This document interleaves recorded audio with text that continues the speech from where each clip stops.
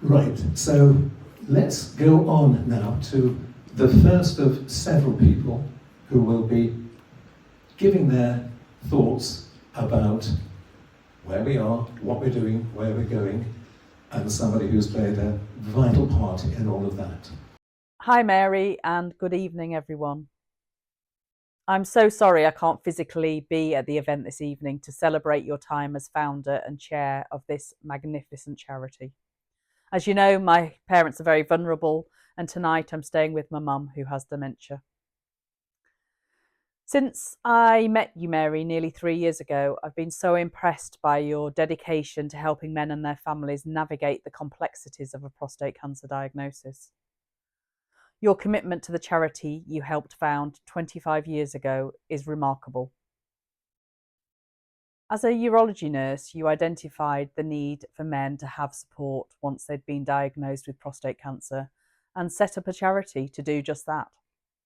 Providing men with both the opportunity to talk to one another and in a one-to-one situation with a buddy led to the group being awarded the Queen's Award for Voluntary Service in 2017. The Worcestershire group is one of the largest prostate cancer support groups in the country, and this is down to the structure you set up. I joined the charity almost 3 years ago to gain support as a partner as my husband Paul was going through his diagnosis and we were coming to terms with how our lives would change. You were very supportive as we suggested the setting up of a partner group. It's about to celebrate its second birthday, and through that time we have supported over 50 partners of men navigating this tough time.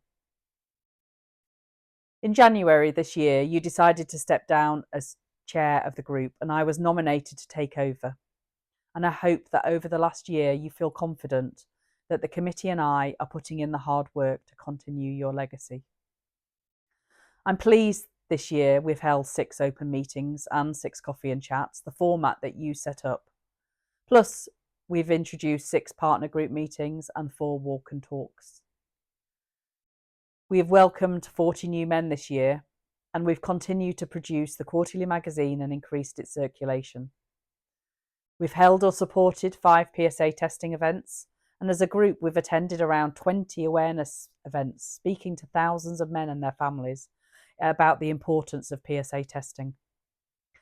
We've continued to speak to local businesses to spread the word about testing, and we've joined the Proactive for Your Prostate campaign and raised the profile of not only the charity but the importance of testing to high-risk men with our local MP. We've continued to build relationships with the local medical professionals so that they advocate for our charity. And we've been fortunate this year that local organisations have felt that supporting this charity is a worthwhile use of their time and funds. And we will continue to spend our money wisely in the support of local men and their families. Our mission is to support, educate and empower anyone impacted by prostate cancer, an objective you and the committee developed some time ago. This continues to be our mission, as why not? It covers everything we believe we are here to do.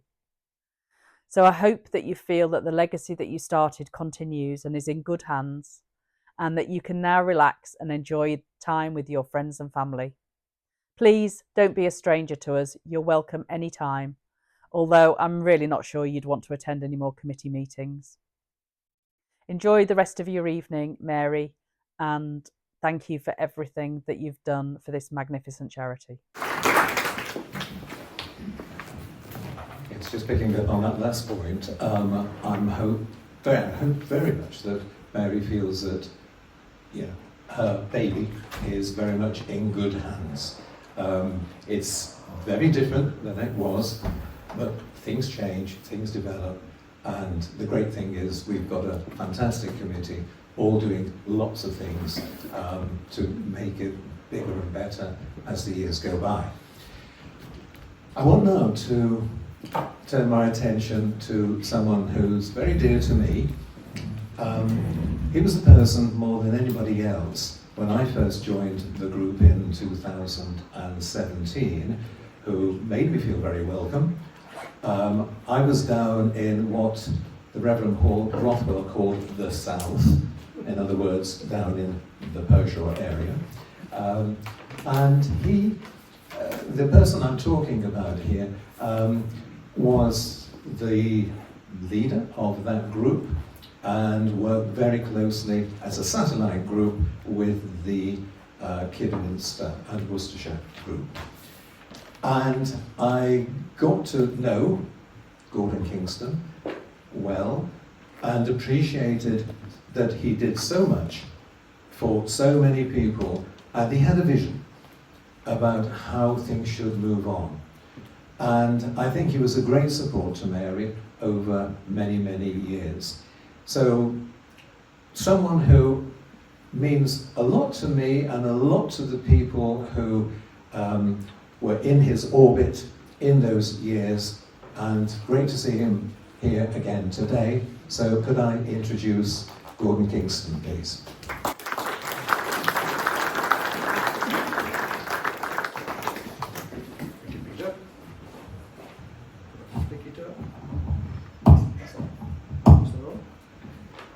Good evening. Can you hear me? Usually, as many of you know, I don't have a problem in projection, but I have a bad throat at the minute, so please forgive me, and I shall dive for liquid from time to time. And what's more, because of my affliction at the moment, I've actually written down what I'm talking about, which many of you will know is not my normal form of presentation. I'm a fairly free-thinking, free-wheeling, free-talking sort of individual. So forgive me for having a crib sheet at all, but it's great to see so many here, to see our friend and our special person, Mary. I was highly honoured when Peter said that he'd like me to have a few words, because I have known Mary for quite a long time. I'm here actually partly to pay tribute really to Adel as well, but also particularly to Mary. I have known and been involved in prostate cancer matters for 25 years, just like the group. My own personal journey, though, started quite some way away in Yorkshire. And typically, many of you will be able to relate to this. I did not manage to persuade my GP to do a PSA test, and consequently, it was only a few years later when the biopsy results came through that it was deemed I needed a little bit of treatment. That led to the usual mixture of things, including radiotherapy at that time in 2005. But as it happens, fate meant that we moved to Worcestershire. And I therefore met with, and fortunately came into contact with, both Adel and Mary, who, as you've been told, co-founded this wonderful group. I suppose the two things that stand out in my memory about meeting this pair is that Adel said that we could always do something to salvage what the problem was actually producing. I wasn't quite sure what salvage meant at the time, but at least Mary put me onto the survivorship programme, and by Jove, here we are, still surviving. Not quite 25 years on, but certainly quite a long time now. Quite frankly, in those early years, it was like many of you found when you're first diagnosed, quite difficult. And certainly my wife Sarah and I, treasured the fact that we were able to see and speak with Mary quite a few times when we were not knowing quite what was going to happen. Fortunately for me, the original treatment of hormones, yes, and radiotherapy kept things at bay for quite a long time, until this gentleman had another go at me and other treatments later on. But by gosh, what a fantastic team they are, and how smashing it is that Worcestershire has such absolutely committed people to helping those with prostate cancer and helping this fabulous support group. I suppose what I am charmed about, really, is that we were just fortunate that Mary was involved from the very outset as the CNS, and really when I go to things like this, I just check up on the background and thought I'd have a look, I'd Google actually what the attributes of a CNS nurse are supposed to be?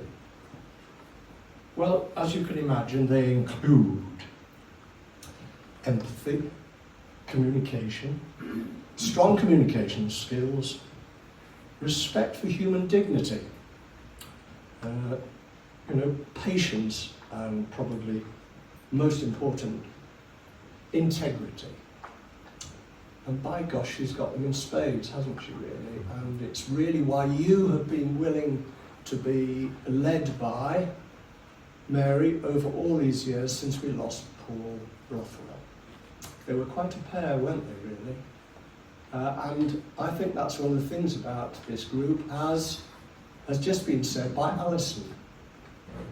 There is a really strong ethos in this group, helped by the fact that those who've led it have been actually willing to share the responsibility and have been willing to bring on board some really very, very effective people.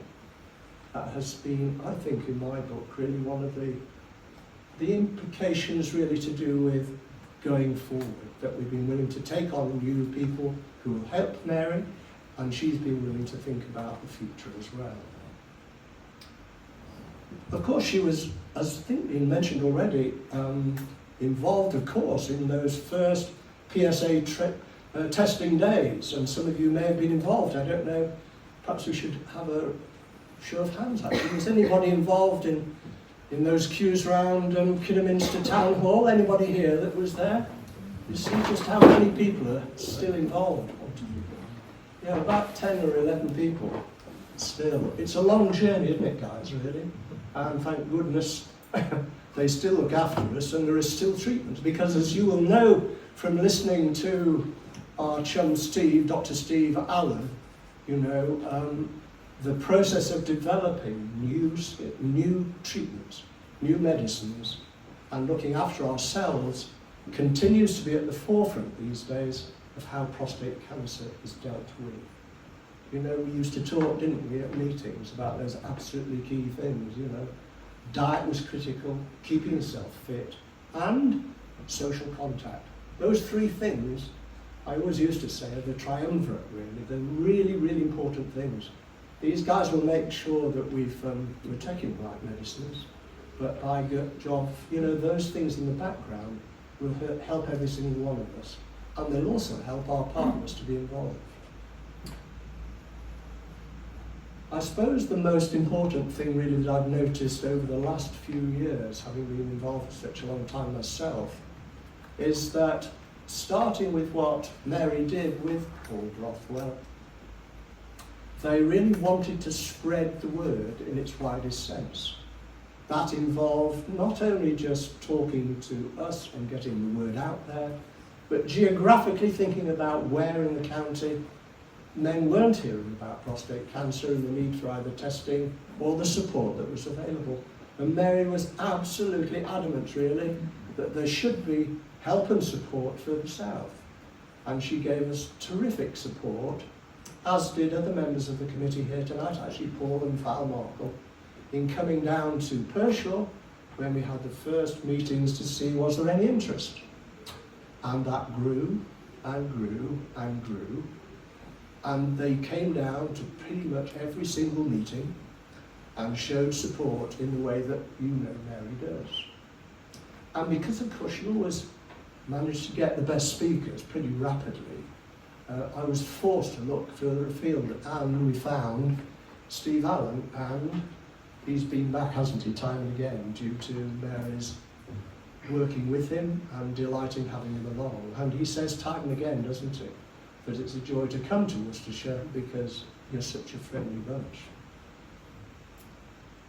I suppose one of the things that I am struck by, and I think it was mentioned already, is that the sorts of events that we now have, and you can attend, you do attend, are many and varied. Whereas originally Mary started with big meetings, and we had a speaker and you listened to somebody talking to you from the front. These days there are all these other events that Alison referred to. Coffee and chat things that are sprinkled across, the county. The sort of walking events that now take place here and there as well. And the number of them, quite extraordinary. And what's been behind it? Mary all the time encouraging, suggesting that we did a little more. She does it in the nicest possible way. Nobody got actually shouted at, talked at or whatever, but you were always encouraged to just get on with it and hold these things. But the key things, I suppose, really, that have helped enormously are her attributes, really, as a professional clinician. You know, the word I mentioned earlier, integrity. You know, you believe what she says, you know that she knows what she's talking about, and that's really the foundation, isn't it, for listening to people and going along with what they want to say. I think we should really be very proud of the way that in this part of the world we have one of the largest groups in the country, supported by our clinicians and by the volunteer group that Mary has led for such a long time. I think finally, I would say, we should pay tribute really to the huge personal determination and courage, quite frankly, that she's shown over this last period of time. We've all gone through quite difficult periods, what with COVID and the changes of support that have been possible, and Mary's had to fight with all sorts of battles as well. So really, Mary, we pay a huge tribute to you. Many, many thanks, and I hope we shall see you at future events again. But thank you very much.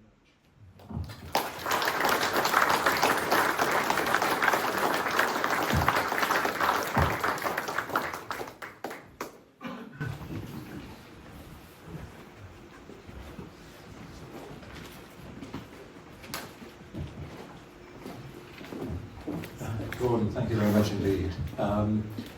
I think so many things were touched upon there. It's going to be difficult for some of the other speakers to follow that, but try they must. In a moment, we're going to be having two people talking, or one talking and the other one not talking for once. Unusually, she will explain why. They will be concentrating very much on the Kidderminster angle, how it grew, where it is now. That allows me to say just a couple of things before we bring them onto the stage.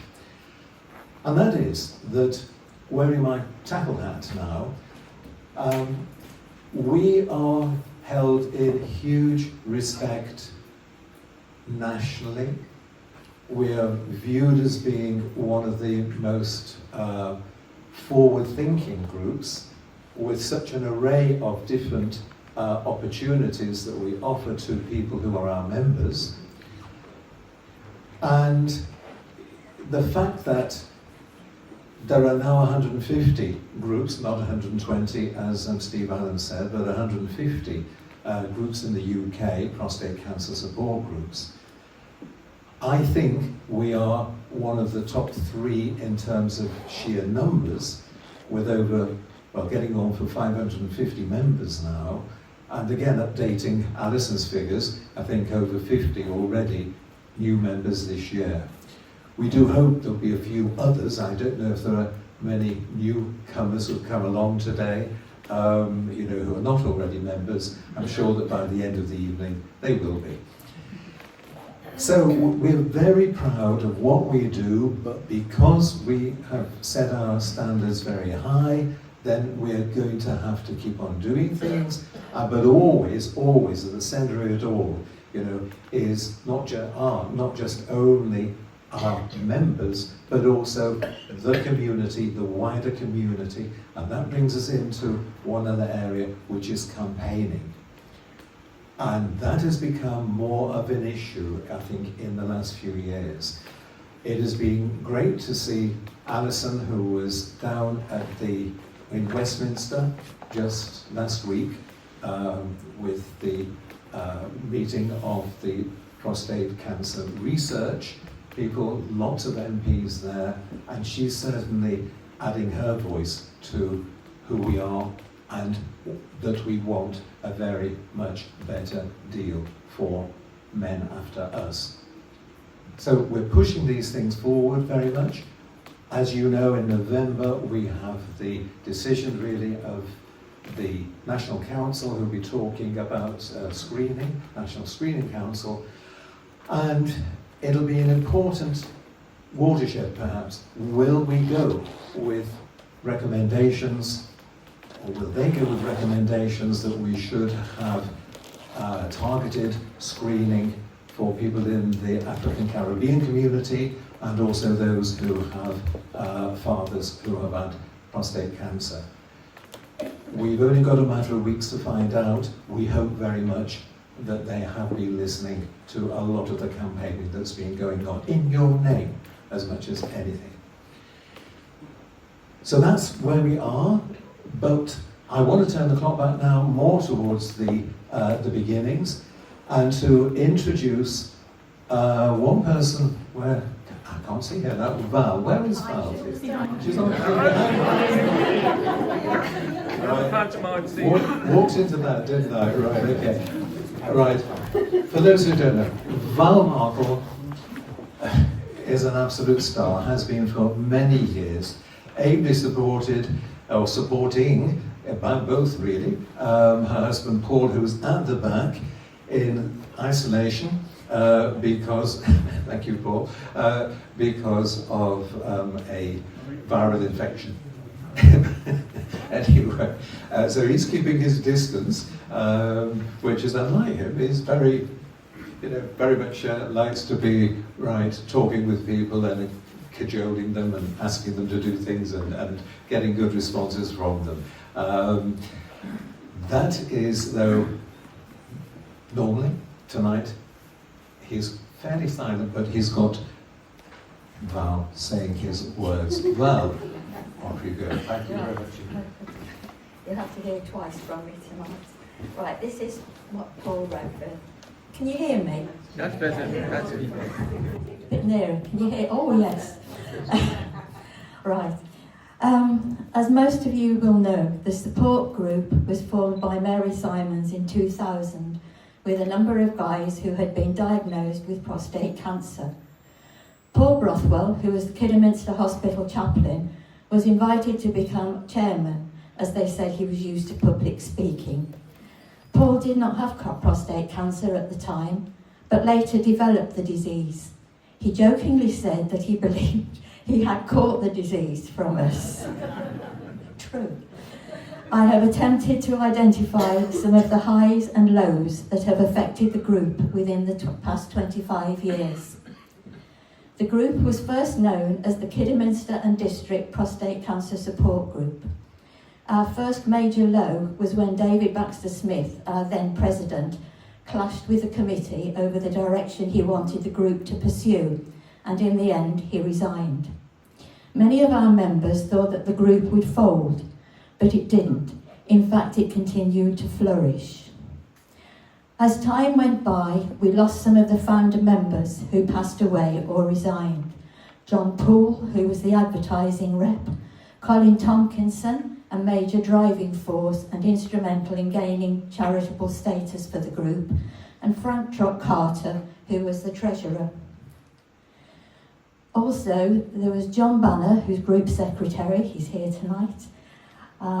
Dick Langley, also here tonight, advertising rep.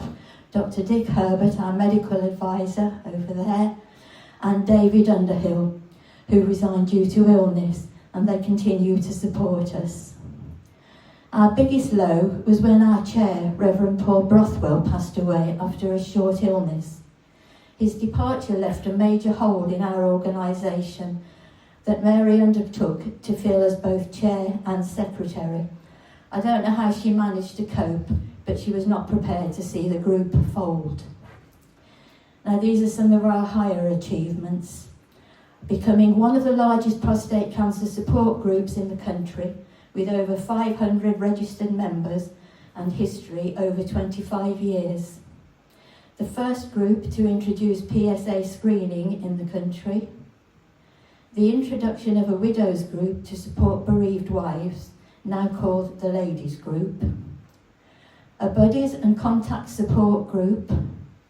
The production of a quarterly magazine which has been successfully developed by our current editor, Peter Corbishley. The setting up of a satellite group, as it was known in Persia, to cover the south of the county. Following Adel Makar's request to raise funds for a surgical robot for the Alexandra Hospital, our group contributed a significant amount of money towards the £500,000 raised. There have been 8 coffee and chat events throughout the county each year, 6 open meetings in Worcestershire each year, the setting up of a shed at Leapgate Farm to deal with some of the mental health issues affecting men that have been newly diagnosed or having treatment for prostate cancer.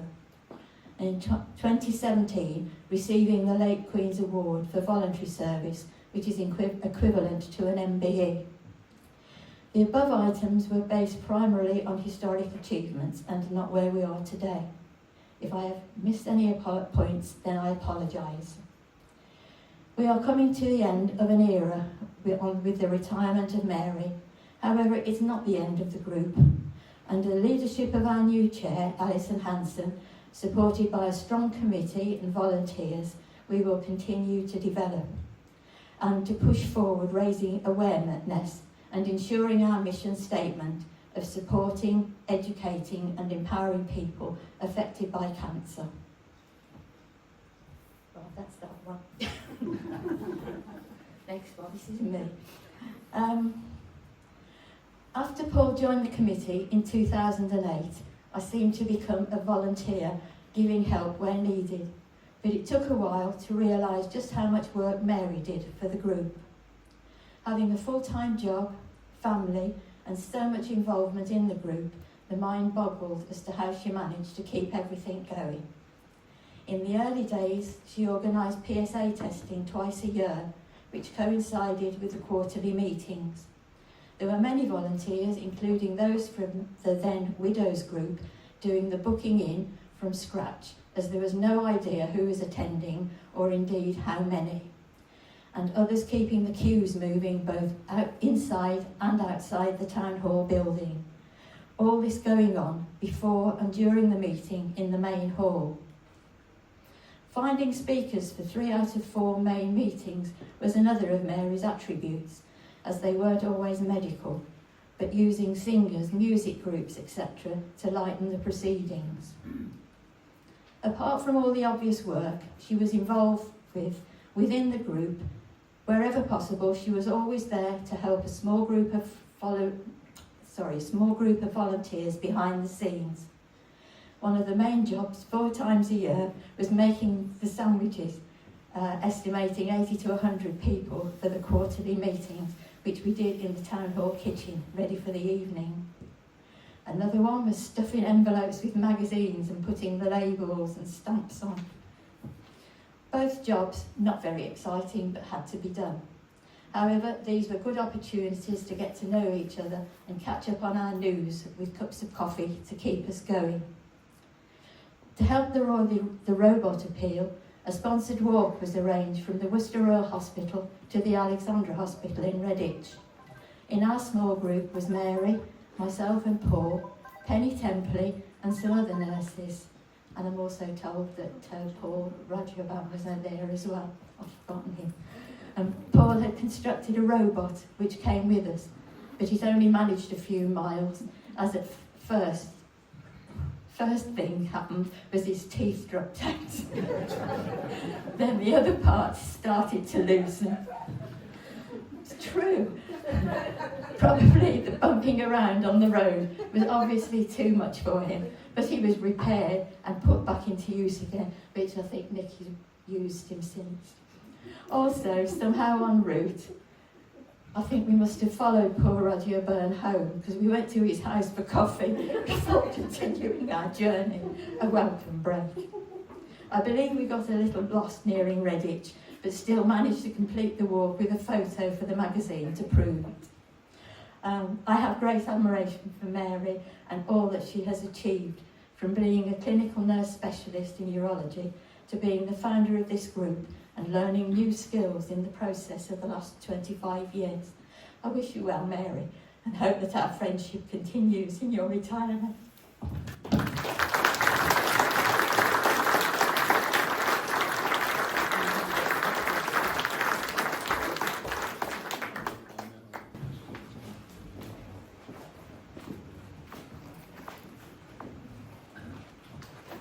Thank you very much, Val, and thank you for your words as well, Paul. Yeah, I think that was for those of you who do go back to the 2000s, the 2010s, early part of the 2010s, who've been involved with the Rory the Robot campaign. What Val had to say probably brought back some lovely memories.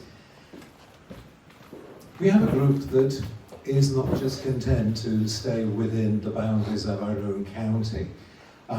We have been instrumental in forming links with other counties, most notably Herefordshire in the last couple of years as their group got off the ground. Delighted to see Peter Makar here. Peter, do you want to, thank you very much. Who's I'm in front of you.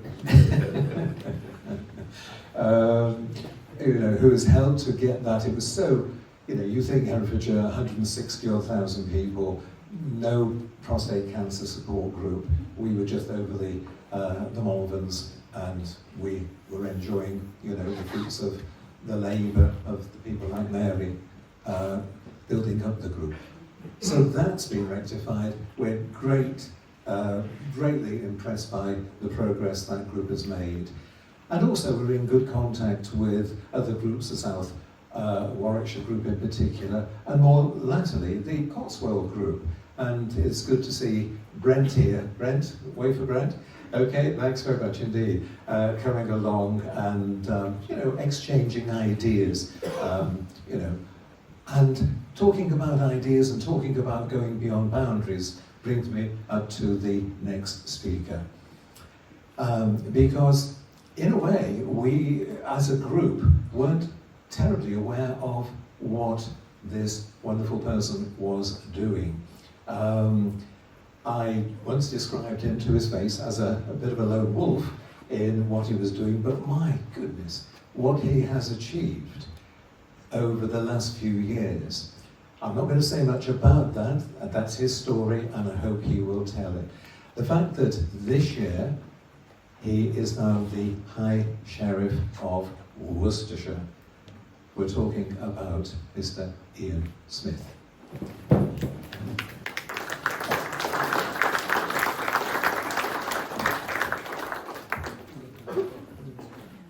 Okay, is that working? Can everyone hear me okay? So look at me. Whenever I leave home at the moment, I've got a 3.5-year-old grandson that lives next door to me on the farm where I live, who just says, it's only Gaga in his pirate's outfit. So for 12 months, I'm His Majesty's High Sheriff of Worcestershire, and I'll tell you a little bit about that in a minute. But it's a little bit like Batman without the superpowers. So whilst I wear this, or a chain around my neck, I am the High Sheriff of Worcestershire. But strip this off, and you really don't want to strip it off.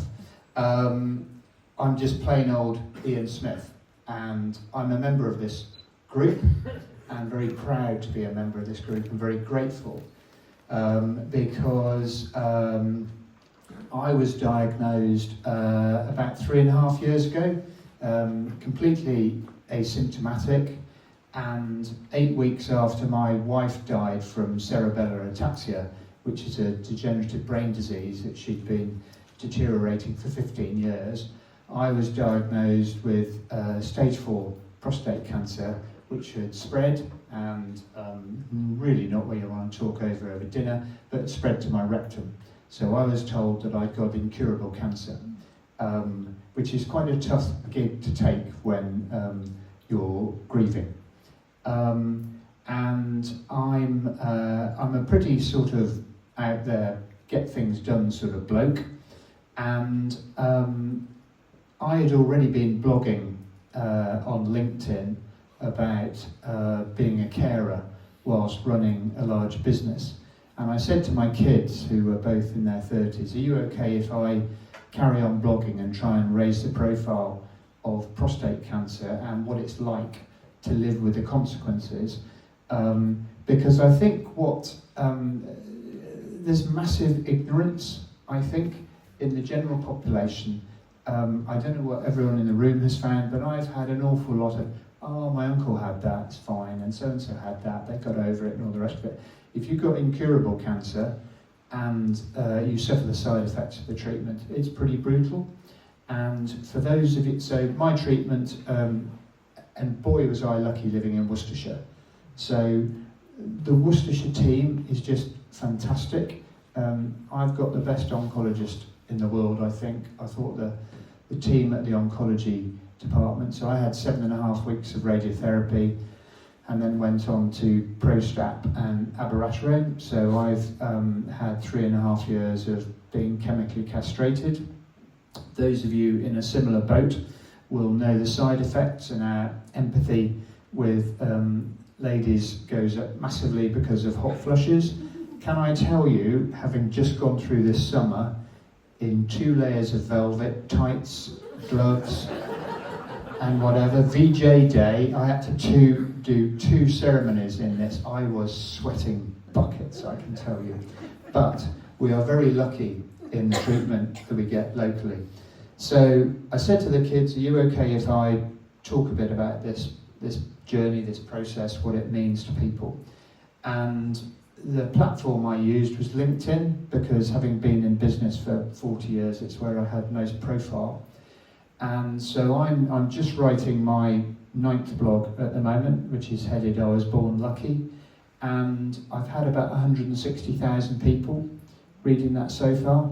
I've had messages from lots of people I know who've gone on to have some testing or whatever, but many more that I've never met in my life who've got tested because of what they've read by me and other people. I've met some amazing people who I haven't actually physically met yet, like Tony Collier, that most of you will talk about. And there's a group of about 25 of us that are very active on LinkedIn that support each other. And I've found that fantastic. And I wanted to do something productive and proactive about this. So I'm pleased to say, I chair a few grant-making charities, and I'm pleased to say a few years ago we supported the robot campaign, even though I didn't know that might be significant one day, albeit I haven't had mine removed. But one of the charities I chair, the Rowlands Trust, has supported a fairly recent PSA testing session. I think that was in Redditch. And then the Kildare Trust, which is a bigger charity I trust. I had a meeting with Prostate Cancer UK in London 2 weeks ago, and we've agreed the final tranche of money that we're providing to a research project in Newcastle University, being run by Dr. Jennifer Monkley, that's looking at a way of hopefully stopping prostate cancer from spreading to the bones, and Kildare has given that £150,000 so far, so that's been great. The other thing I decided to do was, this is really more information than you need to know, but I'm an oversharer, so tough. So having got cancer in my rectum, like many people, I've had incontinence, but I've had double incontinence. So I stand in front of you in glorious 18th century court dress wearing nappy pants, and basically your dignity goes out the window, but you just got to deal with it. And Prostate Cancer UK were doing a Boys Need Bins campaign, and I thought, well, campaigns are all well and good, you just need to get people to bloody do something. So I wrote to all the chief execs, managing directors, managers, and whoever else I could think of, in a load of organisations locally, so the county council, the district councils, golf clubs, rugby clubs, theatres, pubs, and so on, and said, can you please get on and just do this? And by the way, I'm going to be on the BBC in 3 weeks. And funnily enough, blackmail worked, because everyone wrote back and said, didn't realise it was a problem, we'll just get on and do it. I was then interviewed on Hereford and Worcester, and then on Midlands Today, and on the back of that, Herefordshire County Council have now introduced a policy to deal with Boys Need Bins, and I'm speaking to Worcester City Council the week after next, I think, on that. So as my kids proudly say, Dad, you're famous now for pooing your pants, thanks for that. But anyway, whatever it takes. But let's bring it back to why I'm here in this rig and merge it with Ian Smith, the guy with prostate cancer. It's very, very tough for anyone to deal with when you haven't got your other half with you. That makes it more challenging. I don't know how everyone in the room has dealt with it, but I found it very difficult to be as open with my kids as I'd ever like to have been, because I didn't want to scare them. And that's where this group has been wonderful for me, to meet other people in similar situations and to chat about that and compare notes and whatever has been fabulous. Steve was talking about the sheds. I've also found walking rugby to be a brilliant thing that I do every Thursday at the Worcestershire Rugby Club. I used to play some quite serious rugby. There's about 20 of us that come at different stages. There are now 5 of us that are having treatment for prostate cancer on the back of getting together and chatting, and I would guess that that's pretty average in a group that size. So on a very personal level, I want to say a massive thank you to Mary and what she has created and what the committee and all of you has carried on doing. But on to why I've come dressed up like this. So I'm His Majesty's representative for law and order in the county for 12 months. But I've also got a power from an Act of Parliament in 1887 and the authority of His Majesty the King to make awards to people who've done something exceptional in the community. It's only from a tired old chartered accountant in a suit, but effectively it's from the King. And so in my glamorous pavers bag, I have got a certificate and a medal to provide to Mary as a High Sheriff's Award for all the fantastic work that she's done. Mary.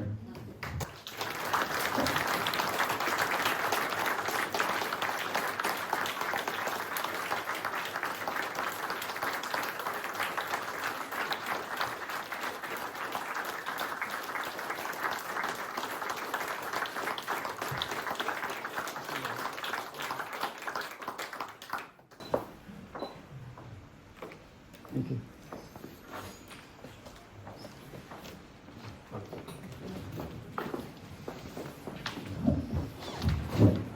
Thank you very much indeed, Ian. Don't worry, Mary is going to be talking to us in due course. But we have one other thing to have. So, Mr.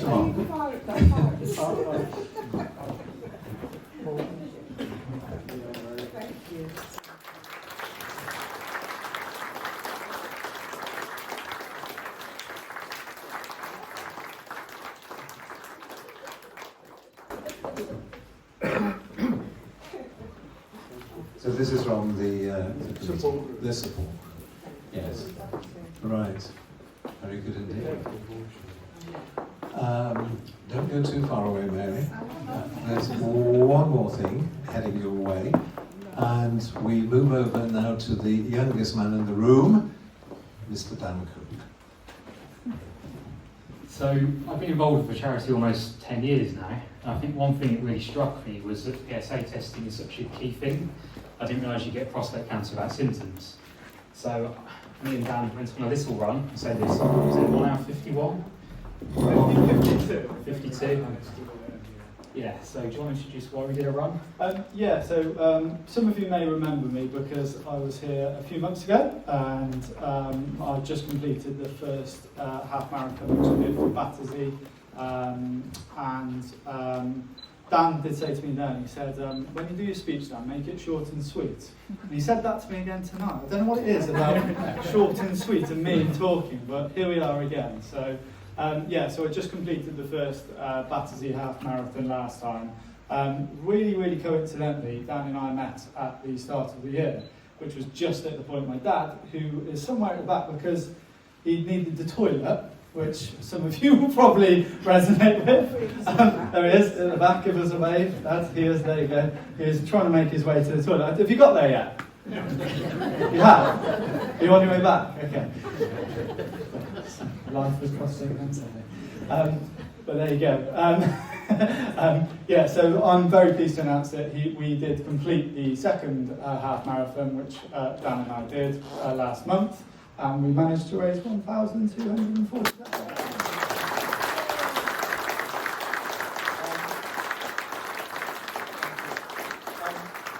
Privileged to be here, obviously on such a special evening for Mary as well, so just wanted to shout that out first and foremost as well. We'd be delighted to give you this, Mary, so if you come. There you go. It's where it rose between two thorns and all that.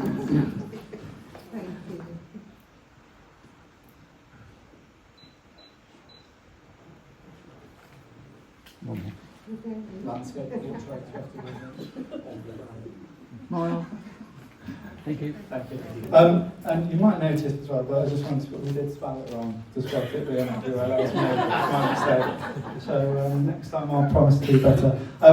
Finally, I'd just like to say a big thank you to Dan, who, as I say, I met him on a business course at the start of the year, and as I say, just really, really coincidentally, it just kicked off my second cancer journey with my dad, and he does fantastic things for you all. So, Mary, I know you're in very good hands and safe for the future for Worcestershire Prostate Cancer Support Group. So, big well done to Dan and the rest of the team.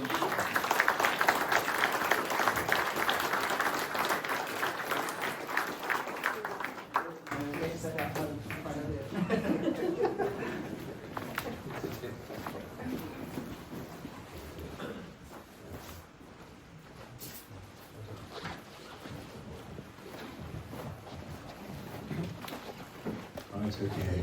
Alison will be pleased. We're on schedule. We're not running behind time. So those are some lovely tributes from different parts of our group. And I think now we need, though, to go back to the whole business of prostate cancer. Adel Makar came according to Perplexity, which is an AI instrument. My brother-in-law's nodding. He put it on my mobile phone when we were in the Lake District last week. Anyway, according to Perplexity and AI, then Adel Makar came over here in 2002 to Worcestershire. He tells me it was 2001. He was working before that here. Whatever, he's been here a long time. There are a lot of us here whom he's got to know intimately and has made a big difference in many respects you can think of. But he's always been a power in the area, someone having attended a number of the talks that he's given is likely to go off piste within about 30 seconds and not be towing the NHS line unless he's changed radically. I'm sure that'll be the case tonight. But somebody who has had a fantastic relationship with Mary in building up this group, expanding the group, being there to challenge when that was needed, going through bad times. Things are much better now, but he's seen it all and he can tell it as it is. So without more ado, Mr. Adel Makar.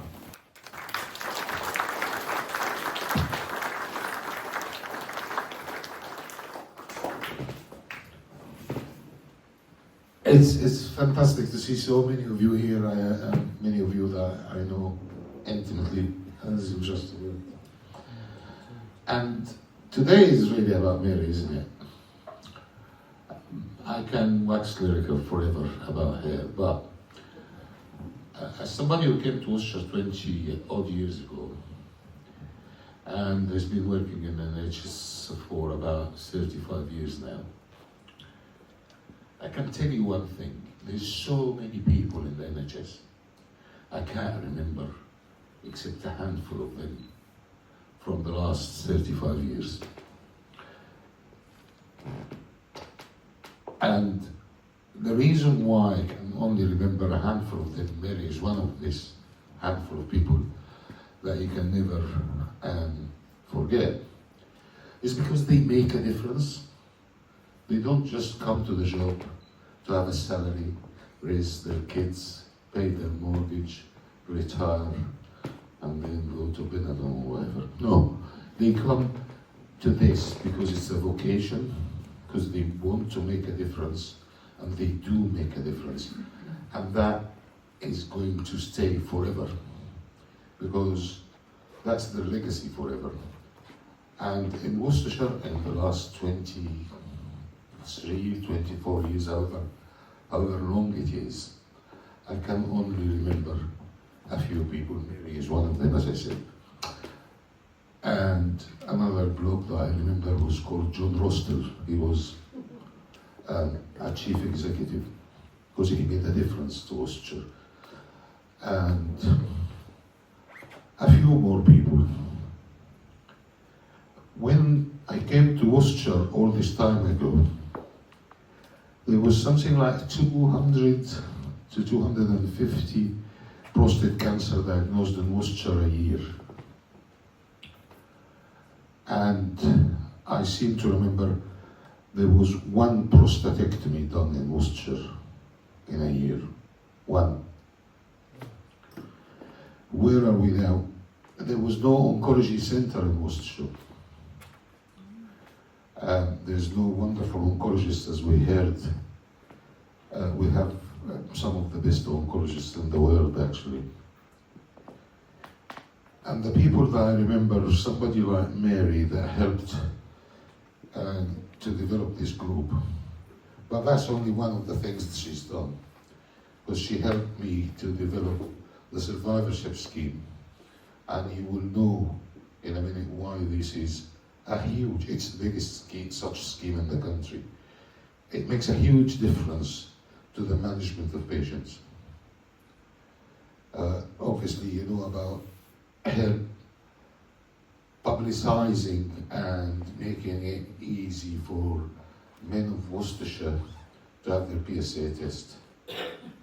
God knows how much challenges there is to get your PSA test checked, because of various guidelines and various opinions of people. And I told you before, when somebody says, in my opinion, you just shut up. Tell him to shut up. Not interested in anybody's opinion. Interested in facts and figures. Here are the facts and figures.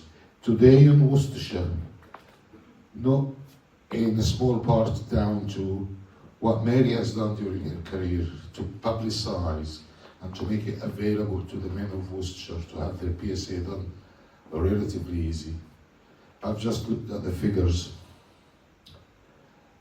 The year ending the 30th of September this year, the calendar year ending the 30th of September this year, we diagnosed 900 new prostate cancer patients in Worcestershire. According to the national data, which is inaccurate, we should have only diagnosed 400 or 450. We diagnosed twice that number. And they will always gaslight us. Say, you and Mary need to retire and go away. People shouldn't have PSA done because you're over-diagnosing prostate cancer. But we haven't got any evidence of that. They say, in my opinion, so I stop listening. Because I look at the figures, and the figures tell me a different story. All what we're doing is preventing men from developing incurable disease before we diagnose them. There are slides, I might not use them. But look at the discrepancy. In Scotland today, 1 in 3 of all men diagnosed with prostate cancer are diagnosed when the disease has spread. So it's incurable. God knows what they do in Scotland. But you go to the best part of the country, apparently it's Greater London. There's only 12% who have metastatic disease at diagnosis. And you look at the map, I've got a map here, might find it for you. You look at the map, the further north you are in the country, the more likely it is that you are diagnosed with metastatic disease. Why? Because they don't have Mary. And why? Because they listen to NICE. And why? Because they don't understand. The fact of the matter is, there are two types of men in this world. There are those who have prostate cancer and those who don't live long enough to get prostate cancer. Every man will get prostate cancer if he lives long enough, full stop. We know that. We know that from post-mortem studies. If you're lucky enough to live long enough, you will get prostate cancer, full stop. The challenge is a certain group of men who will get prostate cancer much earlier in life, for various reasons that has been touched on before. Their genetic makeup, their ethnicity. Black and Ashkenazi Jews have much higher incidence of clinically significant prostate cancer than the rest of us. If you are lucky to be Japanese and living in Japan, you have a much, much lower incidence of prostate cancer. But all of them, if they live long enough, they will get it one day in the future. If they die before they get it, then they say, oh, only 1 in 8 will get prostate cancer. Yeah, because the other 7 died young. Or younger than when they were destined to get it. So the challenge that we've got, we are all men gonna get prostate cancer, either in their lifetime or afterwards. The challenge is to detect those in whom the cancer will make a huge difference to their quality of life. And detect it earlier when you can cure it. They say, yeah, but you're over-treating them. Because if you leave them alone, they will die from a heart attack, from a stroke, or from dementia. And the cancer is just there, not doing anything. I said, hang on. Don't pull the wool over my eye. We know that if you live in Scotland, and 1 in 3 of you will not detect their prostate cancer, 35%, it's more than 1 in 3, until it has metastasized. So all of them are put on hormones for decades. And guess what hormones for decades do to you? I'm not frightening anybody on hormones here, but it's true. It increases your risk of stroke, increases your risk of heart attack, and increases the risk of dementia. So it increases your risk of dying from something else other than prostate cancer. So though in the death certificate you died from something else, so why bother about prostate cancer? It's to a large extent because we didn't diagnose them early enough. We didn't treat them with effective treatment that we have to reduce the number of them who are having to rely on years and decades on hormones. They're only getting this kind of treatment if they live in London. The Midlands actually is doing much better than Scotland and the North East and the North West. But the government figures doesn't separate the Midlands to East and West. And I know that the West Midlands does better than the East Midlands, and I know that Worcestershire does better than the rest of them, and I'm working on extracting these figures to share with you at some stage. So here in Worcestershire, because of people like Mary who made a difference with the support of all of you, we have a population that is very aware of prostate cancer. We have GPs that are much more aware than other GPs in the country. And we are diagnosing, as of this year, twice as much as the government tell us you should be diagnosing. But when we go back and look at what treatment we give them, we're not over-treating at all. The vast majority of people that we treat are those with high and intermediate high risk. We treat with curative intent. And the smaller number that we're detecting with metastatic disease from the outset, we are striving all the time to reduce that number, to make sure that we detect the disease at a time when you can make a huge difference to them with the minimum as possible impact on the life. And yeah, today, with the help of Mary and all of you, we have a fantastic oncology center. We have Rory the robot. We have lots of oncologists. We have survivorship scheme. We are the only service for prostate cancer that is able to share with the rest of the world our long-term results. We've shared that with the rest of the world. If you go and ask your AI friend, give me 10-year, 15-year, 20-year oncological outcome of the treatment of prostate cancer in any hospital, in any trust, in any provider, NHS or private in this country, for any named surgeon, you'll find zero. Zero. These results are not shared with anybody. Part of the problem is they're not very good results, so they don't want to share it with people. But part of the problem is they don't actually collect these results. You wake up and you find gift. Gift. Does anybody know what gift is? Apparently, it's getting it right first time. So gifts say, do the operation, or give the radiotherapy, see them once or twice, and then PIFO them. Does anybody know what PIFO is? Patient-initiated follow-up. Never understood it. And that's what they say, to make space in your clinic, PIFO the patients. Send them home, don't see them again, don't know whether the PSA is coming back or not. Don't do tests to find how to salvage the situation for them.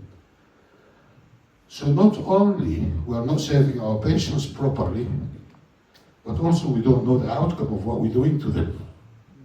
So how can we improve in the future? I have no idea. So I've came to a conclusion, having worked in the NHS for 35 years, is the best thing to do is not to follow any guidance. Is to individualize the care for your patient. And every patient is different. And when they tell you to PIFO them, you say, no, I'm not PIFOing them. I'm putting them on a survivorship scheme that we started with Mary in 2008. It's the longest existing such scheme in the country. And then we have every single patient. We're not seeing even them in the clinic.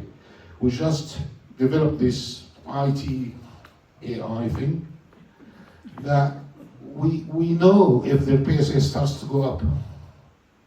And then it might start to go up when they're 86 and we say, okay, we don't need to do much about it. But it might start to go up when they're still 55. And then we need to know where it's coming back from and what to do for it to continue giving them the best quality of life for however long they've got on Mother Earth. The number of times we've been criticized, Mary and I and others, for not following NICE and GIFT and PIFO. I don't know how to count the number of times, but I don't care until they sack me. This group of so-called experts, this is literally the 30th of September, a couple of weeks ago. I was invited to that meeting, national meeting, attended by 150 experts. I didn't go. You know why? Because I was being investigated for not following them. So I had an investigation meeting. So I didn't go, but now with all the technology, wonderful technology, they actually recorded the meeting and they are kind enough to send me a copy of the recording. What they're talking about? They're talking about there is inequality in the country. We know that. And we need a race to the bottom. What do you mean? So apparently NICE, and I told you that last time I spoke here, wanted to raise, they did raise the thresholds for PSA before you can refer the patient. Not based on any science, not based on any data. So I said, no, I'm not doing that because it's a guidance, so I should not follow it first. And then I thought about it, and they're wrong. And I mentioned that to you last time. There's a professor in London. She said, yeah, I think he's talking sense. I look into the data. She looked into the data, and I'll show you what she found.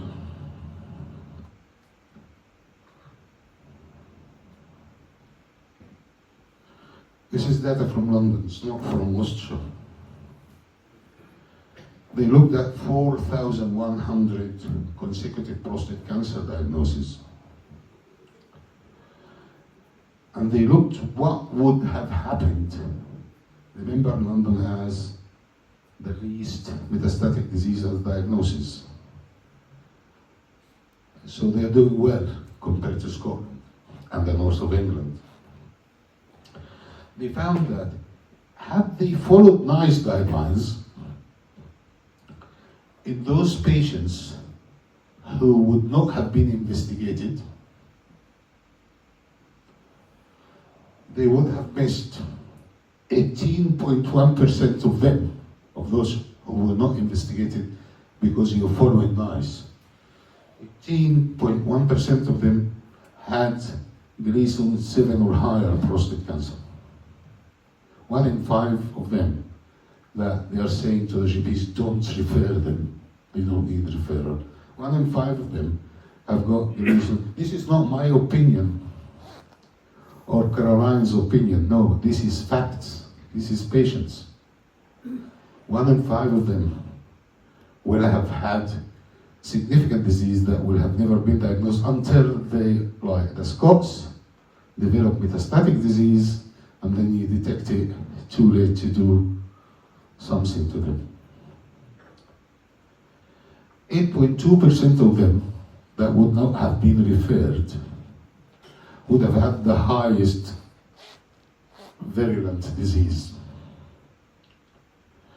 But when they try to gaslight you, they say, yeah, but you're going to treat patients, lots of them with insignificant disease, and they were suffering incontinence and impotence and what have you. You should have left them alone. But here is what Caroline found, that only 2.6% of those who would not have been investigated if we followed NICE had low-risk disease. So the disease that you probably would manage by watchful waiting or monitoring. So the facts, not my opinion, say they are wrong.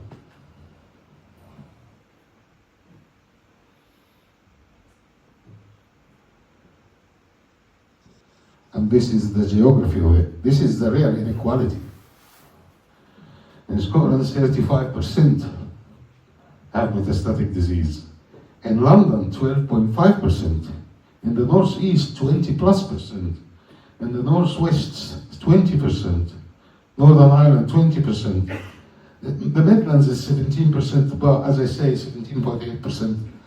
If you separate East Midland from West Midland, you'll find West Midland better. If you look at Worcestershire, and I'm working with some data analysts to give you the figure for Worcestershire, it will be much lower than that. So these are the facts. No, sorry, group of experts, 150 of them, are not interested in your opinion. But the thing is, they looked at the data from London, the 4,100 patients, and they found if you follow NICE guidance, you will reduce the referrals by 26%. So all of a sudden, the shortage of manpower in the NHS will not be a problem because you reduce the referral. The targets will be met because you have less number of patients to deal with. And they think that they will spend less on the treatment because they're treating less patients. They're wrong. Go and ask your AI, how much does it cost to treat somebody who's metastatic cancer in his lifetime, as opposed to treating him when he's curable before it's spread? It's a fraction of the price. So detecting the cancer early will be more cost effective, will alleviate suffering from lots of men, and yes, there may be 2.5% who will be overdiagnosed. There is always winners and losers, but you have to look at the wider picture. And more importantly, you have to listen to the man. If the man comes to you and says, Mary said, go and have your PSA done, don't tell him no. We've done some analysis to our data in the last year. And I'm still analyzing it with the team.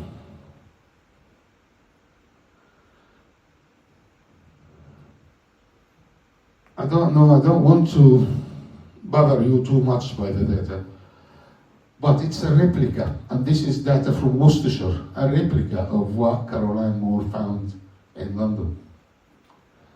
We found that had we followed NICE guidelines, we don't, and they're gonna perhaps sack me soon because I'm resistant to changing. Had we followed NICE guidelines, we would have had a quarter less referrals during the last year. And we would have diagnosed circa 200 less from here. Remember the 900 that we diagnosed? Would have diagnosed about 200 less men. These 200 less men, half of them have significant disease. Another half are spread equally between insignificant disease and very aggressive disease. So we have no intention of following NICE anytime soon, but I fear the 150 experts are now telling the government that Worcestershire is doing wrong because they follow Mary and do the PSA.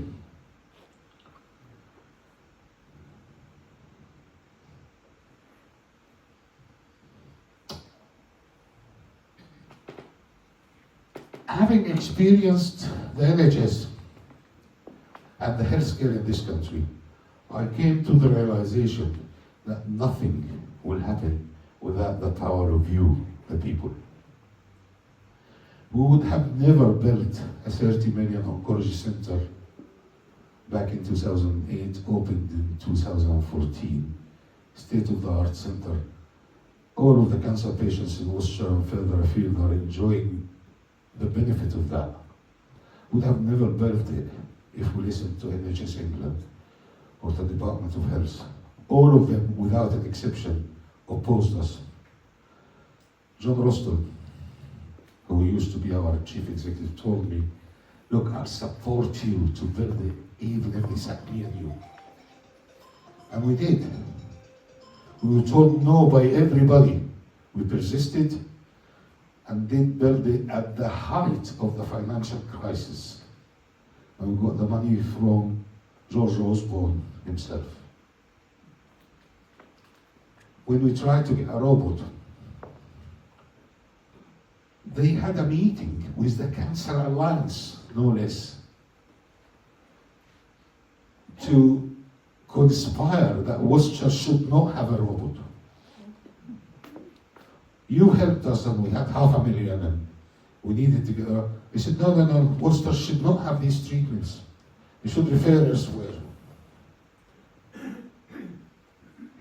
But they didn't invite anybody from Worcestershire to that meeting. They invited everybody from the whole of the Midlands.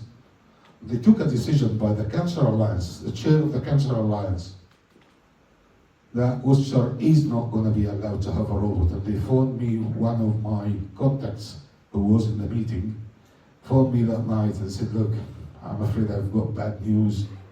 You're not going to have a robot because the Alliance said so. I said, I've got good news for you. We've already signed the contract today and paid the money.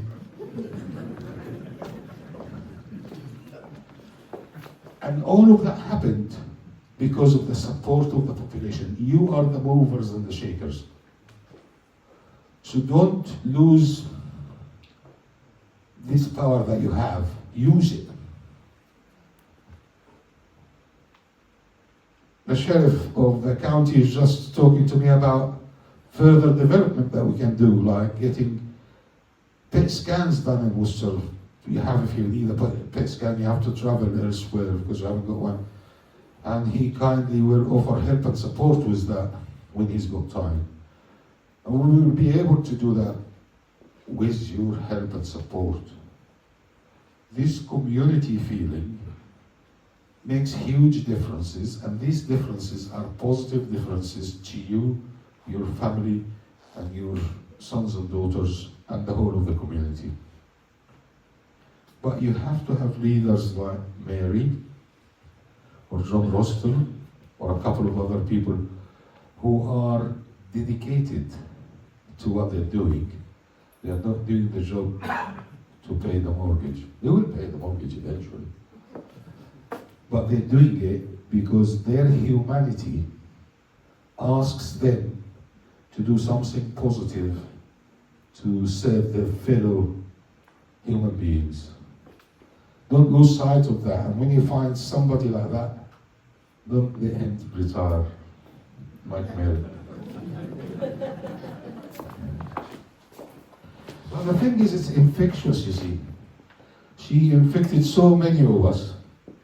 And each and every one of you is going to be Mary in his or her little corner. And that will make a huge change.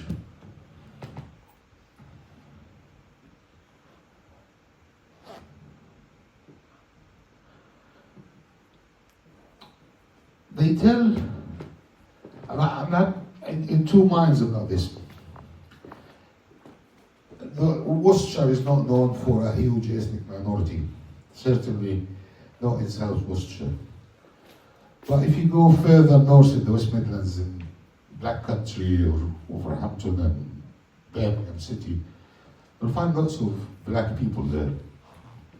Their risk, and lots of Jews, Ashkenazi Jews, their risk of developing prostate cancer is twice as much as your or my risk. So rather the chance is 1 in 8 in your lifetime, it would be 1 in 4. But also there is another group who have genetic abnormalities like BRCA gene, which is a breast cancer gene. If it's in your family, as a man, your chances of developing prostate cancer in your lifetime is about 1 in 2. So much higher risk. For these groups of men, when you come across them, you have to be very careful assessing their MRI scan. Because again, NHS England and GIFT says if the MRI scan is normal, discharge them, you don't need to biopsy them. We know from the best studies of MRI that at best the MRI has got something like 80% negative predictive value. What does that mean? It means that in the best hands, if your MRI is normal, you've got an 80% chance that you haven't got prostate cancer, but there is 20% chance that you have prostate cancer, which could be significant. So just because the MRI is normal, you don't, for everybody say, oh, I'll go and celebrate and ignore it. No. You have to look at it in the round. You have sometimes, unfortunately, to feed the prostate through the back passage. We know that the black community have a thing about this. They will not have a digital rectal examination. Okay. So we will have to deal with them with PSA and MRI alone. But if you haven't got a problem with having a rectal examination, and if the rectal examination will add a little bit more piece of information, there's no harm, you can have that done. But all of a sudden, because they like black and white, they like correct and incorrect, when life is not like that, it's always different shades of grey. So they come now with publicity campaigns on telly, telling people the GP is not going to do a rectal examination, you don't worry. For God's sake. We have at least 10% of our prostate cancer diagnoses are detected only because of abnormality on the rectal examination. They didn't have a high PSA and they didn't have an abnormality on the MRI scan. So don't spoil it for everybody because there is a subgroup of the population that don't accept it. Say you don't have to have it, but don't rubbish it. I get angry when I see people and celebrities on telly saying, oh, this finger up the bum is not needed. No, it is. But we don't force you to have it. And look at here, we're being named and shamed. You know what that is? This is the whole country from something called the National Prostate Cancer Audit State of the Nation address. These are all the ICBs, so the commissioner groups in integrated care bodies. And you see Hereford and Worcestershire is the top there. But for them being in the top is bad. Why? What does that mean? It means how many who have MRIs end up having a biopsy. Look, I don't want to live down there where only 20% of those who have MRIs end up having a biopsy. So 80% of the men, what men are we talking about here? Men with high PSA referred with suspected prostate cancer. 80% of them are not having a biopsy. They're just having an MRI, being told everything is fine. I hate to think how many are missed there. And you go up and up and up. Look at Worcestershire. 72% of our men who have MRI end up having a biopsy. Because there's only about 30% of them who have normal MRI, perhaps a bit more than that. But once you sit him down, the man that is, say, hang on, your father died of it, your uncle had it, so although your MRI is good, it's only 80% certain that you haven't got it. With all these other factors, you might have it. The biopsy is not the easiest thing, and it's not the most pleasant thing, but it's your choice. And guess what? The majority of men will say, you know what, might as well check it. So we give them the biopsy.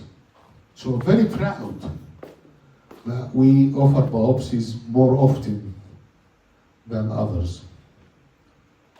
And we have data to show you that we're not overdiagnosing prostate cancer.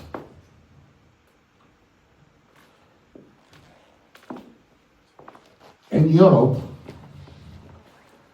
they have PSA very simple because it's all confusing, you see. Oh, if you are 60, the PSA is 4 or less or higher. If you are 50, it's 3 or higher. If you are 70, it's 7 or higher. And if you're 80, and that's what Gift and NICE are saying, if you're 80, don't bother. It's like they say don't bother to have a PSA cutoff for 80. Earlier today, I diagnosed somebody who's 81, still runs half a marathon at the age of 81. And I diagnosed him with Gleason 4+3, which is high-risk disease, not small volume. And the reason I diagnosed him, because he has been seeing me for a few years, not because he's got symptoms, because his father died at the age of 82 from metastatic prostate cancer. So we keep saying we're not ageist, but we are. So we're saying don't bother if you're in your 80s. Now this man is going to have a treatment, he's not going to develop metastatic cancer, he's generally not going to die from prostate cancer, he'll probably live until he gets a telegram from the king. Why we're ageist and keep telling everybody we're not? When I operate on somebody who's 80 or 77, they all look at me like, oh, what are you doing? Why? What's wrong? He's better than me. Age is not a number. But unfortunately, we'll find ourselves in the firing line because we're outliers. And the NHS doesn't like outliers. Even the private sector doesn't. It's even worse than the NHS.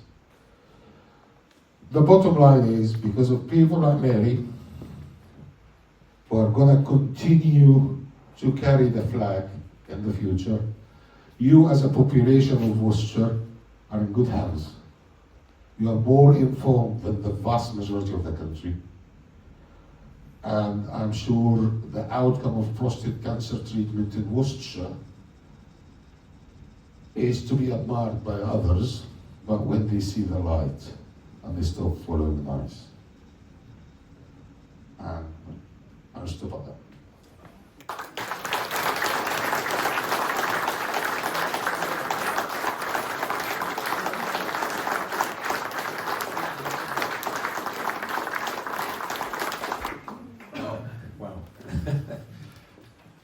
Thank you all, those speakers we've had today.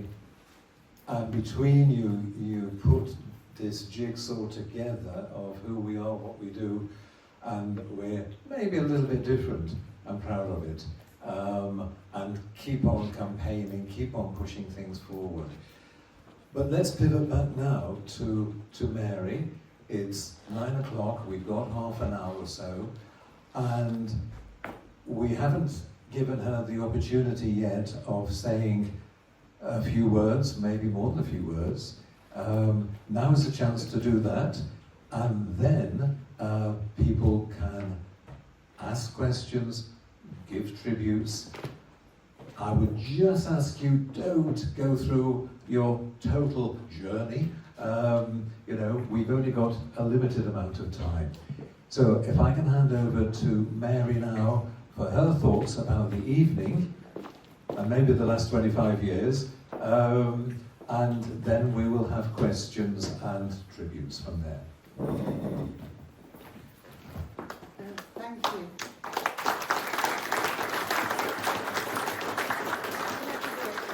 Is that working? I got it wrong. Sorry. Thank you very much for coming along tonight. It's been absolutely wonderful, and I really have been quite emotional. I have enjoyed doing what I did. I enjoyed working with the group and starting the group, and I got a lot of pleasure out of talking to people when they were going through bad times, just helping them to come out the other side and understand what was going on. I really didn't want to leave, but I've got several reasons why I need to now. My husband's quite ill, as you're probably all aware, and I'm not really very good myself at the moment. I've got a heart problem, so I thought I'd better just step away now and let younger people come in with much better ideas and move on, whereas you get to a certain age where your mind blocks and you can't think of the future. You can argue, as I do all the time, about Chris or going through what he's been through, and they still won't talk about starting the PSA at 40 for those people. It should be 40. That man had cancer before 45. and I still want to fight things like that, you know. So it is important, and I think this is where, as a country, we stand together and talk about these things in situations like this, and I think it's most important because we do make a difference. We make a difference to what happens to men with prostate cancer in this country, so I'm very, very grateful to have been involved with it, and thank you all so very, very much. Thank you.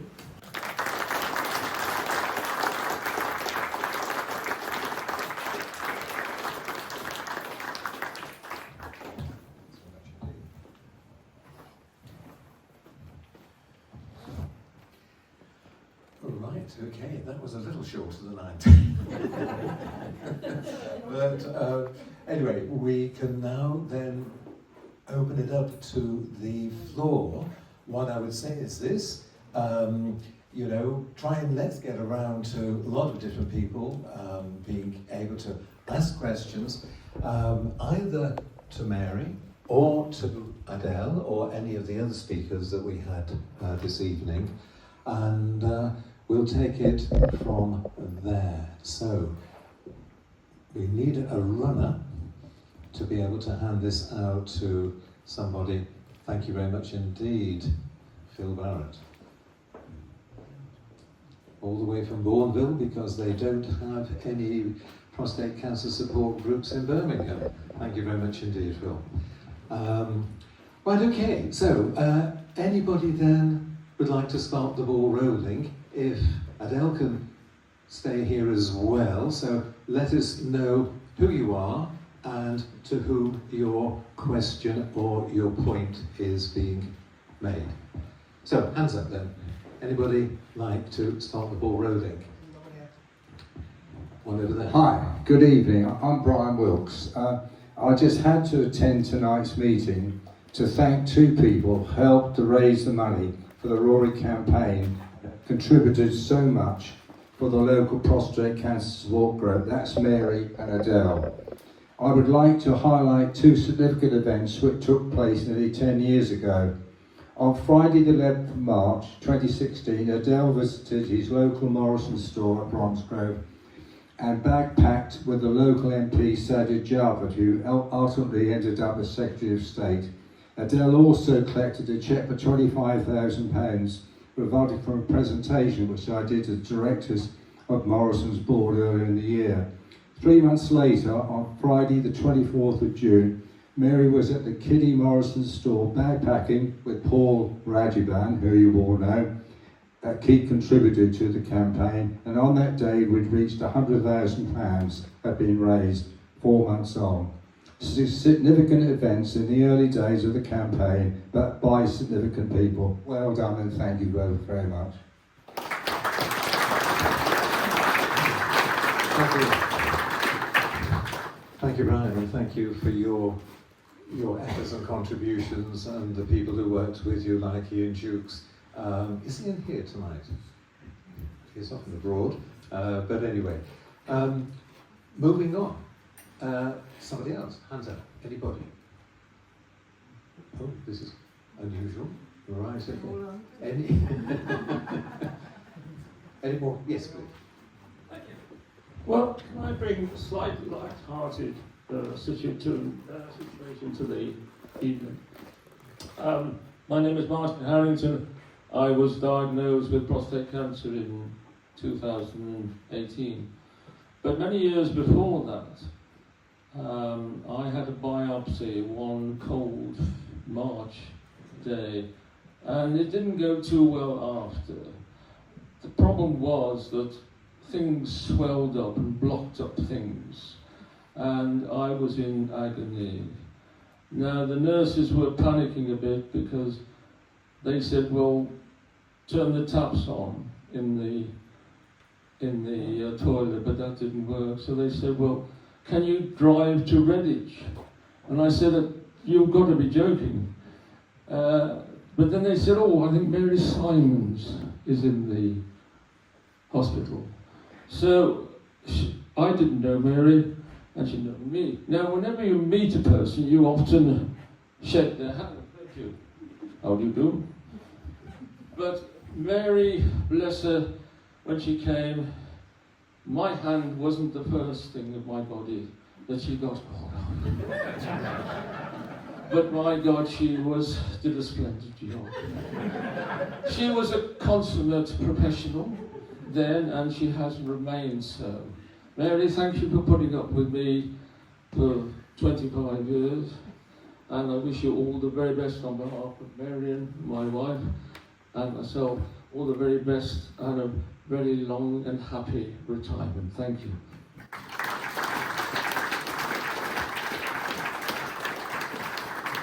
Thank you very much indeed.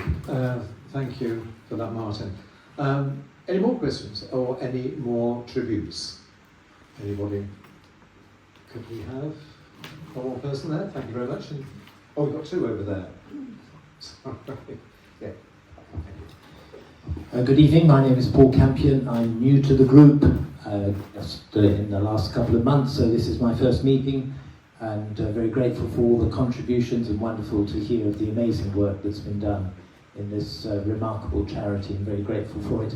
And I think I stand as an example of the benefits of the approach of early testing in Worcestershire. I was first tested when I was 60 because of a large family history, and have been continued testing. I'm just at the stage now where I will be meeting the robot fairly soon, but just very grateful for all the care and attention that I have received up until this point, and hearing the different picture across the country underlines the value of being in this place, and I'm grateful for it. Thank you.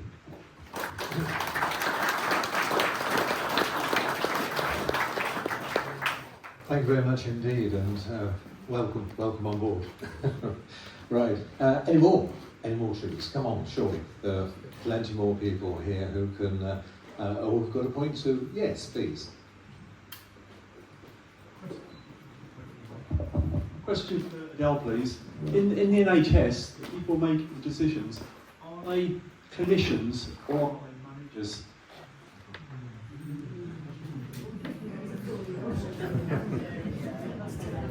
Trying to give him a mic. It's a mixture of both.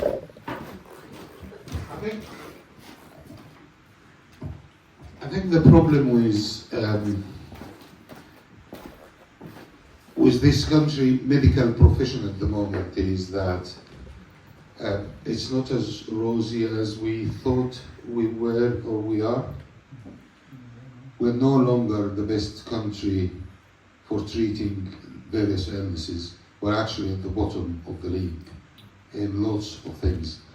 I don't know whether you've been hearing the news over the last 3-4 weeks that they found out, although we knew all along, but nobody talks about it, that the results of colorectal cancer treatment in this country is the worst in Europe and is the worst in the OECD. This is not opinion, this is a fact.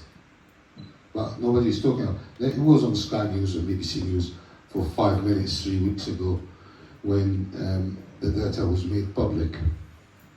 But I can tell you, it is the worst in a lot of tumours. And the problem is, we relied heavily in the past on imported doctors that have been trained elsewhere. Me, I was trained in Egypt, others in India, others in Ireland, in Australia. So we relied on butchers like us who've been trained in butchery elsewhere. So we trained our doctors here on more sophisticated, more gentle robotic surgery and endoscopic, minimally invasive, that they will go home the first day without any pain, but nobody bothered to see whether they actually cured or not in the long term. So if they accept today that we lost the ball a bit over the last 20-30 years, and we need to go back to basics, and when you have a significant cancer you have to hit it hard, which may not be the best thing to do with keyhole or day case. It will be a big operation, and the patient may have to stay 3, 4, 5 nights in the hospital.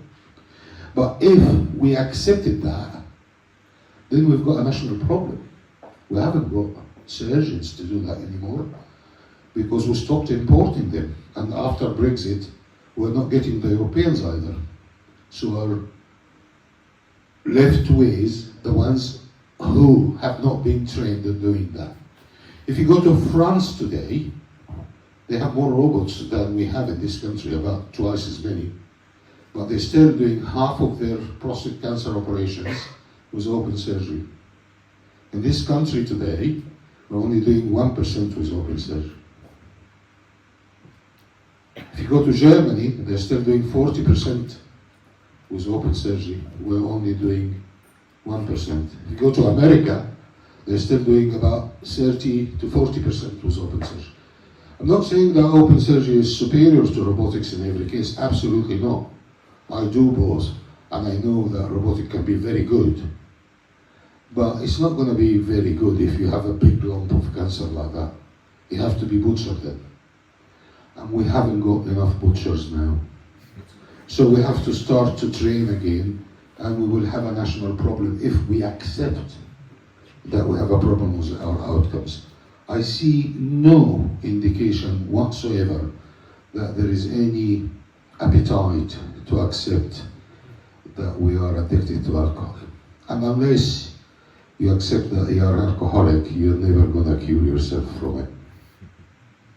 I don't know whether you answered your question, but this is something that makes me lose sleep overnight. We are in a pickle.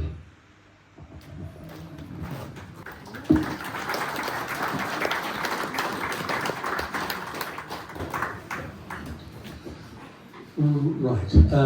More questions? Anybody? Or any more tributes? Anybody? Somebody was over there? Was the gentleman? No, everyone. Okay.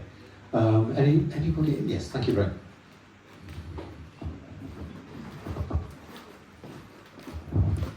Good evening, everybody. My name is Ray Noyes, and Mary Symons is my sister-in-law. And when I was 50, she said, "Now you're 50, get yourself down the town hall and get yourself PSA tested and take all your mates with you." So I took both of them. Their readings were less than 1, and mine was 2.3. Subsequently, Baxter Smith at the time wrote to me and said, "Keep an eye on it," which I duly did. So I went down the town hall quite a bit and Kidderminster Hospital quite a bit.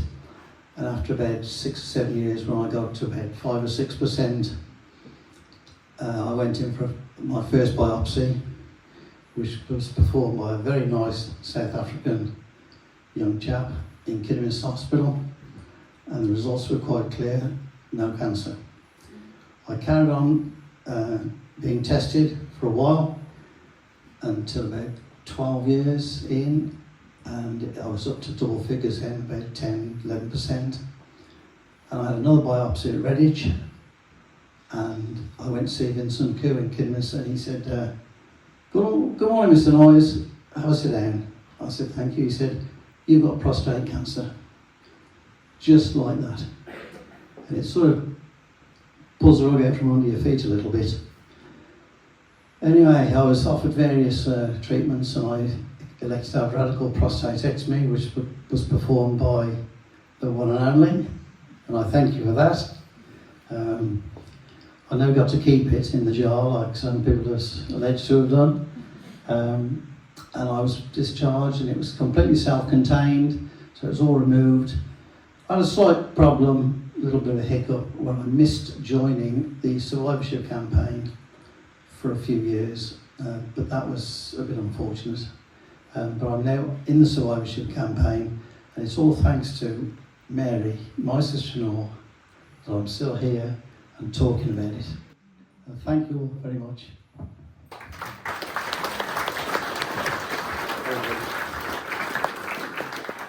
Thank you very much indeed, thank you. More, we've got 5 or 10 minutes left. Any more questions, any more tributes, any more comments at all from anyone out there?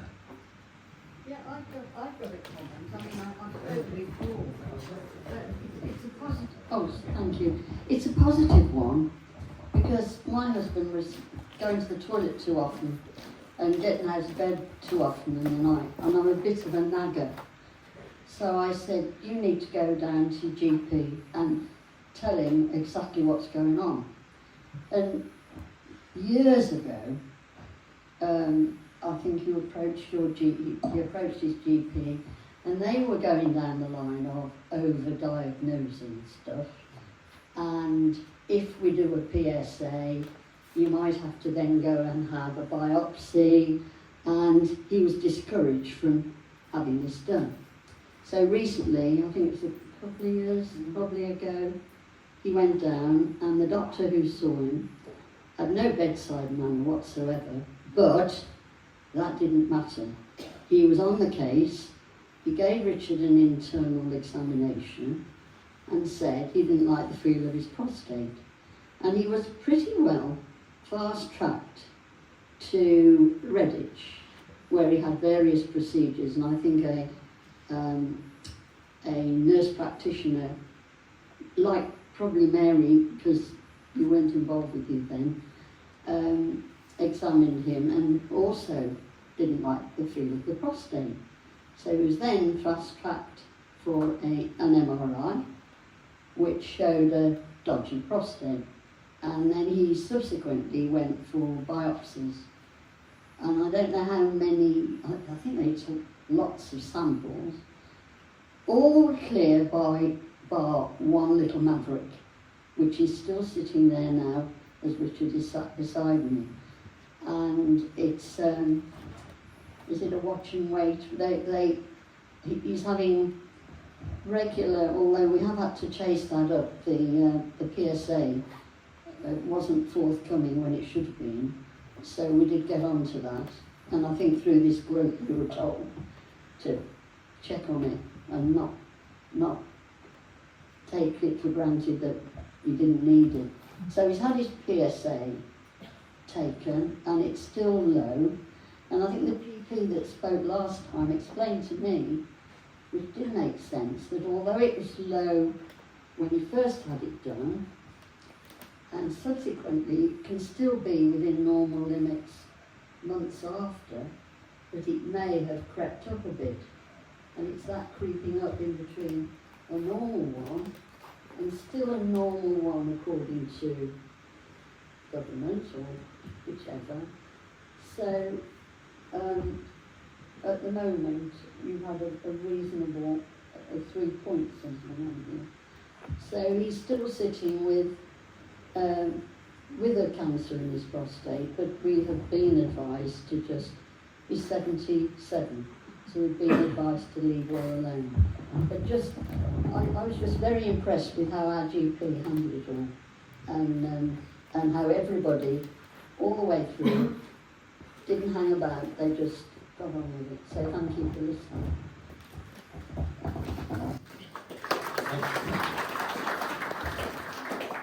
Thank you very much. Can I just throw one thing in here that will be news to quite a lot of you? One or two people have mentioned about the PSA testing at Kidderminster Town Hall in the past. Then there was about a 10-year gap when the group was not involved in such testing. It started again in 2023, so we're the third year into this now. The first couple of years we tested about 300 to 400 people. In 2026, that figure could balloon, including here sort of two groups who do regular testing. One is the Worcestershire ambassadors, who always have, usually at the cricket club or one of the golf clubs in Worcester.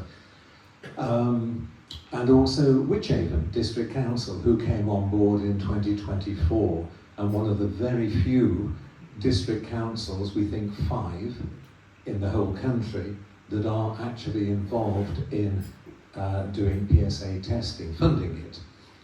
On Saturday, 150 men are being tested in in Drakes Broughton near Pershore.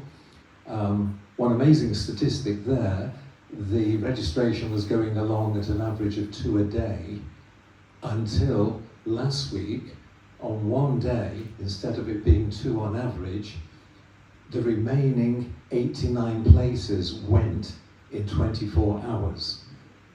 Now, until we see them on Saturday, we're not absolutely sure why this is, but it does coincide with what was happening at Westminster and all the, the discussion in the papers and in the media about PSA testing. So I think a lot of people who were well-intentioned were going to do it sometime, suddenly, with all of that publicity, stampeded, and that was just an incredible result. I had to phone up and find out, just it was maybe a computer glitch or something, but from going from 2 on average to 89 in 24 hours is something a bit special. But we may be in a situation in 2026 where the number of people being tested that we are responsible for, i.e. we are helping to fund, could be, instead of 300 or 400, could be nearer 1,500. Now, that will probably, I don't know how Adel is going to view that, whether that figure now is going to go off the, instead of being 73%, it's going to go much higher. I do not know. But anyway, we will see. But there's certainly a lot of awareness and wish for people to be tested out sort of throughout the county. Any more questions? Anybody? Yes, Peter.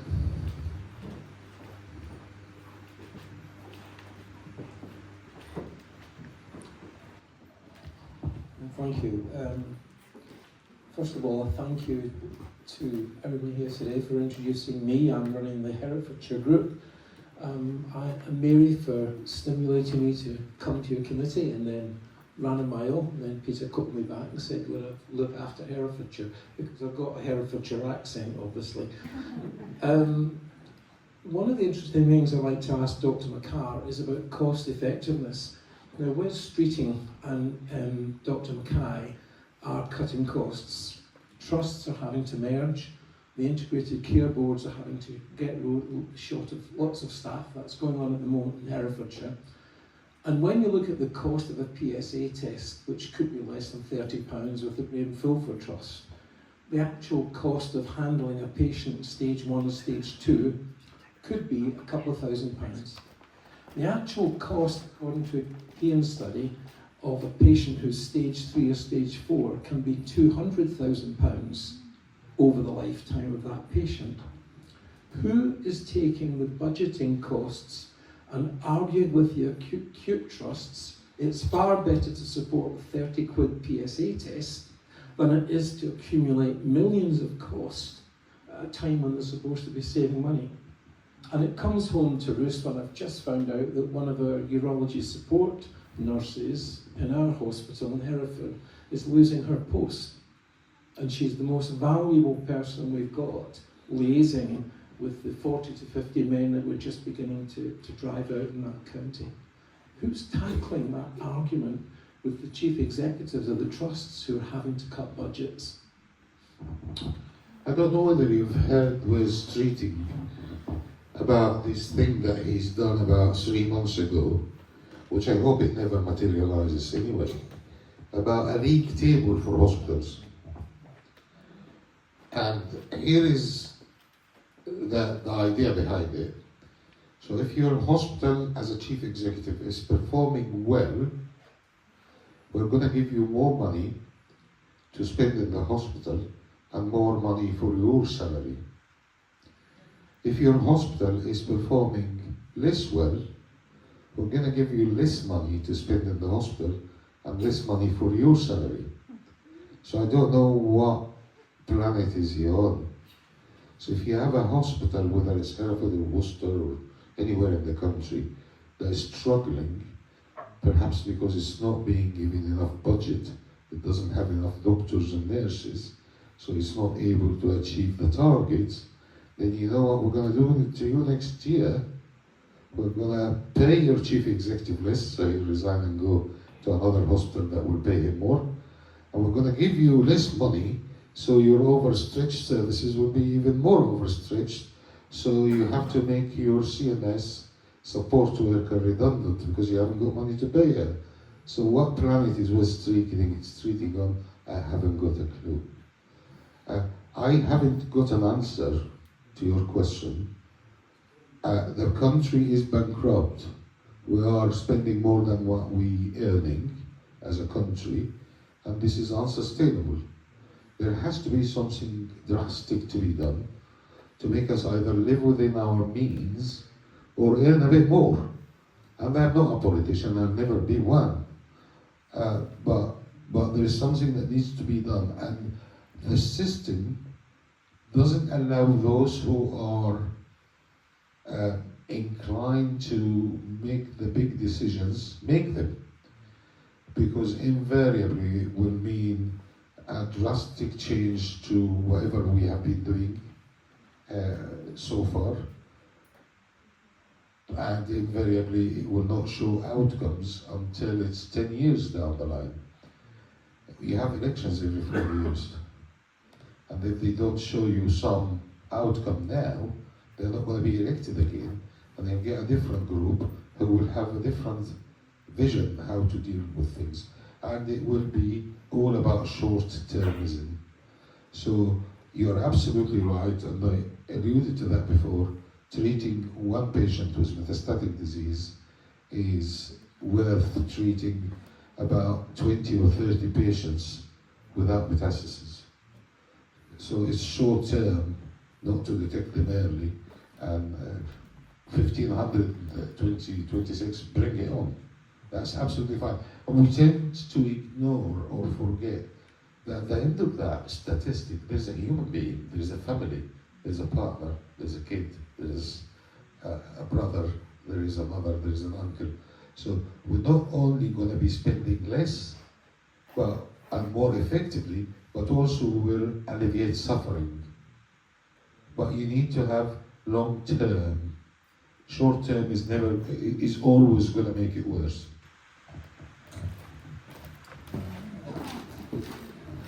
Almost there. And make one more point, and then Mary will finish off.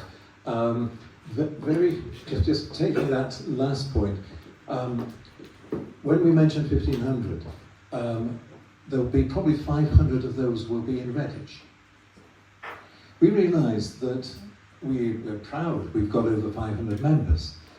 A year ago, we only had 6 from Redditch. Now, population-wise, 80,000 people live in Redditch.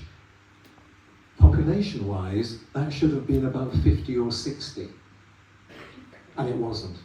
And so we decided, we would go in to Redditch, try and make contact, do different things. The committee has been fantastic in doing this, and we had a wonderful PSA test, 240 people in March. We've got another group in the end of November. So we're making inroads, especially with the primary care networks, into the hard-to-reach communities. So it's not about just the worried well. We are really going to try and find the people through the primary care networks who can make a difference. They can bring people out, people they know, get them tested, and the health inequalities, certainly in Worcestershire, we can do our little bit, to try and readjust those. Mary, final word. Hello. Sorry, I forgot to introduce these two ladies to you all, because there's Penny Templey, who took over my job when I left my full-time job at the hospital. And Penny's been taken over, and she's slowly doing the same as me and cutting down to a few more days, less days. And this is Claire, who's taken over the survivorship programme. And Ray said he's on that programme now. Anybody else in this room who's being monitored by the survivorship girls? Yeah, there you go. And would you like to say hello to them? Hi, I'm Claire. I'm one of the urology clinical nurse specialist, quite used to the team, still full time, but yeah, just picking up some of the hours for Kerry, who has retired earlier on in the year. You might get to know some of me. Please do give me a call, come find me, and yeah, just try and push the survivorship programme, keep an eye on you all, and thank you for having me. Thank you very much.